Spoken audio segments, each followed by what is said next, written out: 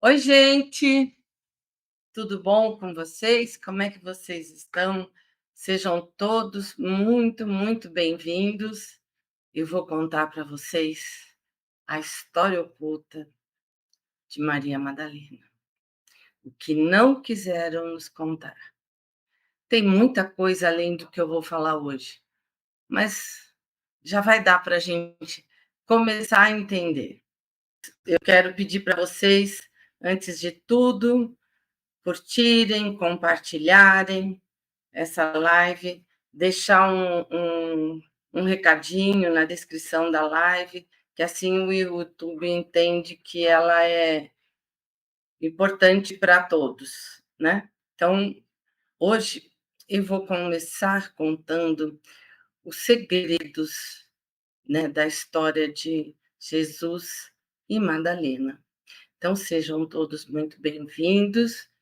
Eu vou contando, se depois vocês quiserem fazer perguntas, mas é uma história muito, muito legal.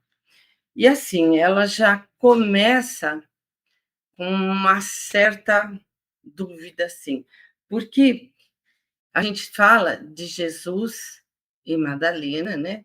E que Jesus foi concebido de imaculada, né, concepção, enfim. Mas antes deles, houveram outros casais, né? Então nós temos aqui Tamos, que foi filho de Nimrod e Niersag, tá? Que é ou Isa, né? Então, não, e Semiramis, que é Isa, Horus, que é filho de Ísis e Osíris, e Mitra, e todos foram concebidos de imaculada concepção, todos foram tidos como divindades, né, como Messias, todos fizeram milagres, e e foram vistos como divindades. Então, essa história, a gente tem uma ligeira desconfiança, ainda não muito certa, de que pode não ter acontecido no tempo que nós conhecemos. Mas o importante é que ela aconteceu. Jesus e Madalena foram o último casal dessa, dessa história, tá? Então, a gente tem isso, que o mais importante de tudo é o que eles nos trouxeram de aprendizado, é o que aconteceu como aprendizado, tá? Então, hã, os parceiros sempre falavam assim: "Olha, espera", eles vão dando umas dicas para a gente, né. Então eles falam assim: "Prestem atenção, aqueles que vocês conhecem como Jesus".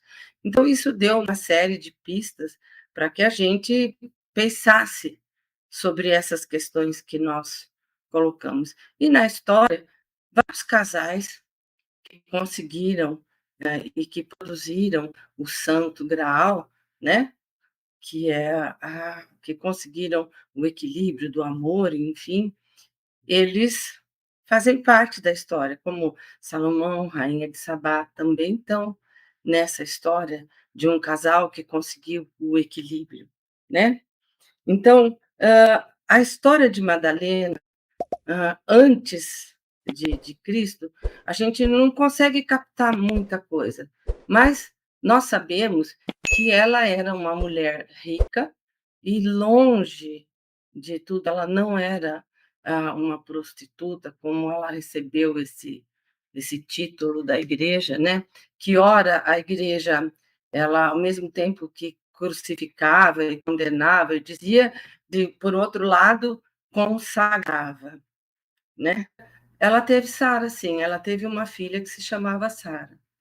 Eu acho que pode ser essa, que é Sara, deixa eu ver o nome da filha dela, que eu tenho o nome certinho. Sara Tamus, que é o nome da filha de Madalena. Então, a gente começa a falar da história dela junto com a partir da crucificação de Jesus. Porque Madalena, longe de ser isso, ela era considerada ela era uma sacerdotisa. E Madalena queria se casar com Jesus. Ela era apaixonada por Jesus, né? Mas eles acharam melhor na época que ela se casasse com João Batista. Então, num primeiro momento, Maria Madalena, ela se casou com João Batista e teve um filho com João Batista. Aí, João Batista foi decapitado, né? Foi morto. Madalena ficou viúva e começou a seguir Jesus e, e eles, né? E num dado momento Jesus também era apaixonado por ela e eles decidiram se casar, se unir, tá? E eles tiveram 2 filhos, tá? A Sara Tamar e o caçula, que se chamava Yeshua. Aí, esse filho caçula, quando Jesus foi crucificado, Madalena estava grávida dele, né? Ela já tinha o filho com do João Batista e já tinha a Sara. Então, com a crucificação de Jesus, a Maria Madalena, ela se encaminhou, ela foi junto com todas as outras Marias, né, no barco e atravessaram o mar, né, o mar Mediterrâneo, e foram parar no sul da França. Então, quando a gente fala de mar Mediterrâneo, a gente pensa aqui que é a distância mais ou menos do Oceano Atlântico, do Brasil para a Europa, não. O mar Mediterrâneo é bem menor, é bem mais simples, é bem mais fácil de ser atravessado, né? Então, todas as Marias foram parar no sul da França, e na região do sul da França. E lá, Maria Madalena, ela foi, eu anotei, gente, porque é muita coisa para falar, então, às vezes, eu vou estar olhando o meu roteiro, tá?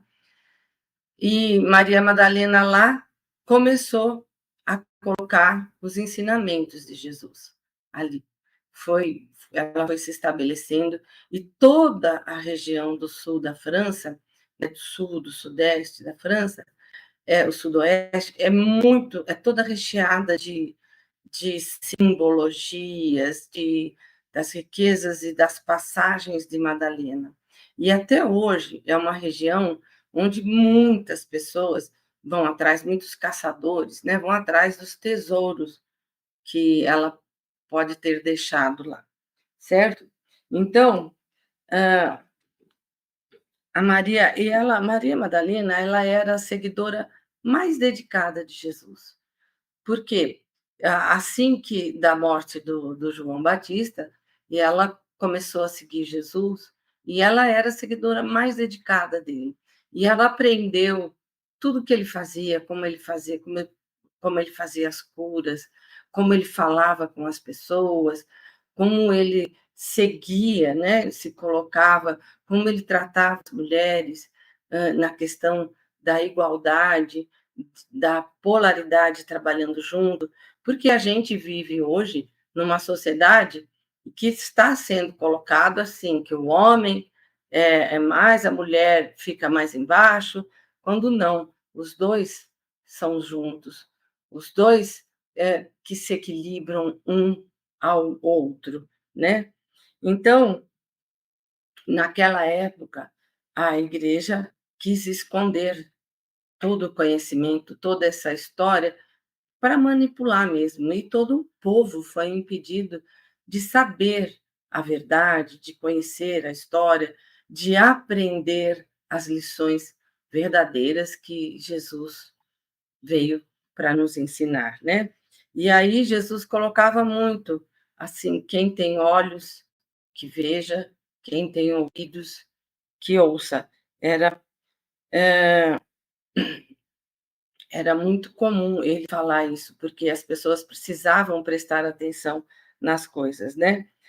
Então, aí a igreja, ela acusava muito a Madalena de ser, criou esse título porque eles, ela aproveitou uma Maria que tinha sido apedrejada, que era adúltera, que estava sendo apedrejada e que Jesus perdoou. Então, elas incutiram nessa mulher que é como se essa fosse Maria Madalena, mas não, essa não era, né?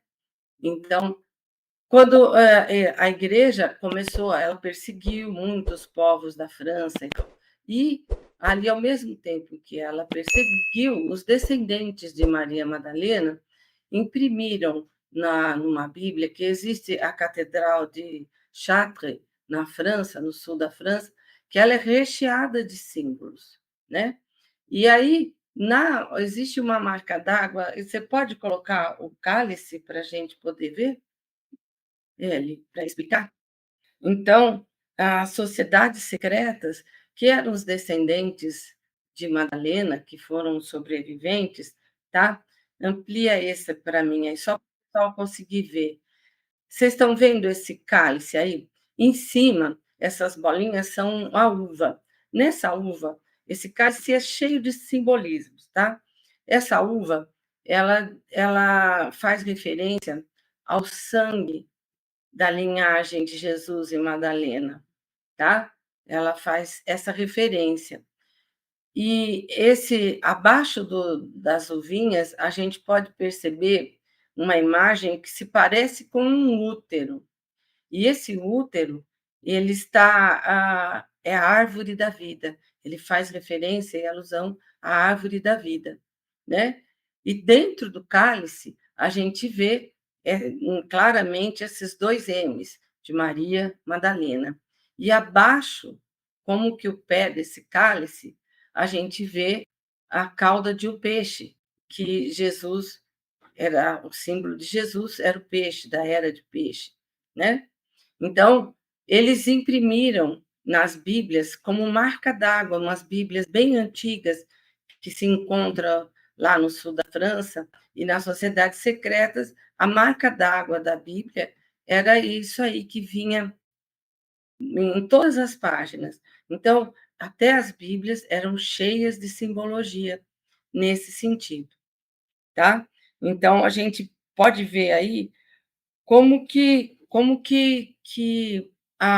havia muito simbolismo da história, porque eles tinham que falar de maneira oculta, né? E aí a gente pode encontrar a história deles nos livros que foram descobertos, né? Nos livros apócrifos. Então, na verdade, como é que foi que surgiu esse título de prostituta para Madalena? Foi o padre Gregório, que em 591, no concílio da Igreja Católica, ele deturpou a imagem de Madalena, né? Por quê? Ele queria que colocar o celibato na igreja em primeiro lugar, né? Para que, primeiro, para que não se descobrissem o poder e a ligação de, do amor e da força que o casal que se modula pode criar e pode gerar, né? E também havia um outro interesse político e econômico que ele não queria dividir as posses da igreja, que se um padre, né, fosse casado assim que ele falecesse, ele teria que dar parte do ganho para a família do padre se manter, enfim. Então, esse padre, nesse concílio em 591, ele colocou ele colocou esse título, né, de prostituta para Madalena. Ele começou a deturpar ali a história dela. E essa marca d'água que eu mostrei para vocês, ela aparece, né, no século XIII, que algumas sociedades secretas colocaram como símbolo para dizer aqui, olha, nós, os descendentes da linhagem de Cristo e Madalena, estamos aqui, estamos presentes, né? Aí, nesse sul, toda a história da França, ela é cheia desses simbolismos, né? Maria Madalena passou muito tempo lá. E quando ela ficou na França, ela começou a ensinar, a passar os ensinamentos de Jesus, né? E lá o povo foi começando a criar uma verdadeira sociedade, os povos cátaros, os merovíngios, né? E ela foi treinando as pessoas com as energias, com as frequências, com artefatos que ela tinha, né? Então, esses povos cátaros, que a igreja lutou tanto para dizimá-los, né? Eles tinham artefatos, eles tinham os tesouros, eles manipulavam a energia, eles sabiam como lidar com isso. Eles tinham, assim, eles tinham muita informação que Madalena tinha passado e havia nos escritos também, né? Aí eles começaram a perceber, a igreja foi percebendo que havia um povo muito feliz, muito próspero, e que tinha o verdadeiro cristianismo na prática, não só de falar e fazer coisas absurdas, mas eles viviam em sintonia, em paz, em harmonia, e era um povo muito rico, muito próspero, muito sábio, muito saudável. Então, a igreja começou a temer esse tipo de conhecimento, que com o tempo esse conhecimento ele foi passando, ele chegou até a Itália, ele chegou até a Espanha, e aí a igreja, que era o GO, né, tentou de todo jeito, não, nós não podemos deixar esse conhecimento, por quê? Eles queriam manter o povo preso na doutrina, né? Eles queriam que o povo ficasse preso, temendo, eles temiam que esse conhecimento se esparramasse e eles perdessem o poder de dominar, de conduzir, de fazer as coisas, certo? Então, e eles perseguiram muito, muito, muito esse povo.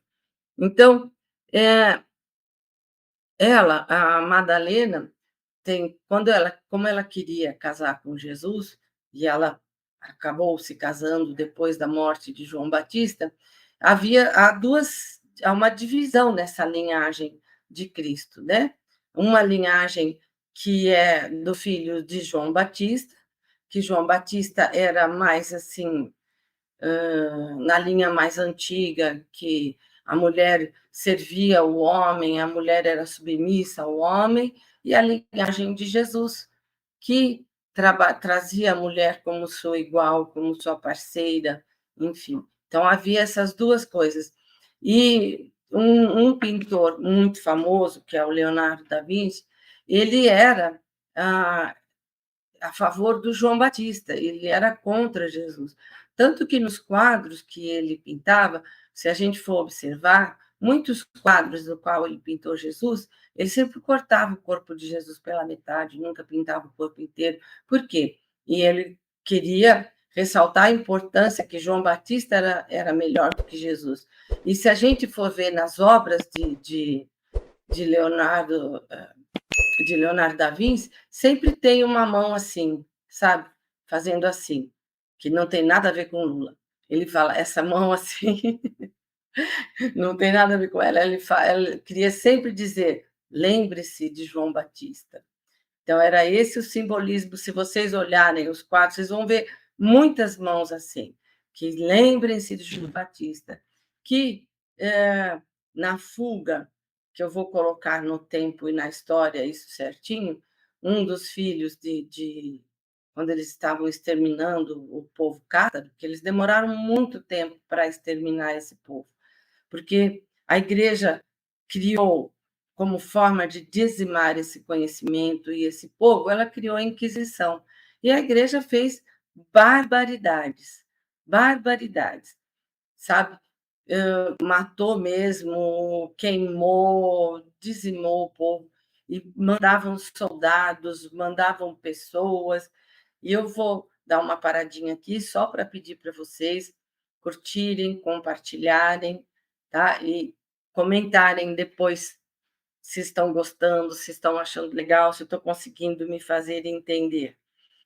Aí a igreja ela criou a Inquisição, foi justamente para fazer a caça, não era bem às bruxas, mas sim aos descendentes de Cristo.